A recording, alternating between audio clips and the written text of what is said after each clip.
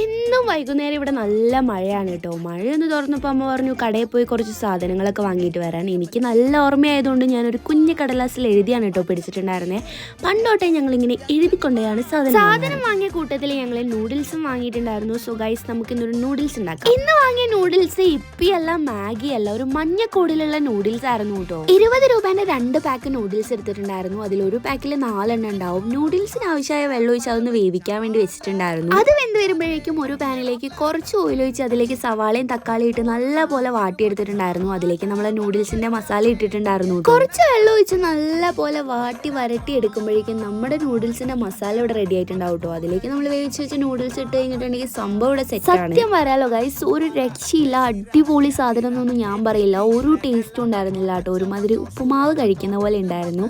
എന്നിട്ടും ഇങ്ങനെ കുത്തി കയറ്റുന്നത് എന്താന്ന് വെച്ചാൽ പൈസ കൊടുത്ത് വാങ്ങിയ സാധനം കളയാൻ പറ്റാത്തതുകൊണ്ടാണ്. അപ്പോൾ ഗൈസ്, ബൈ.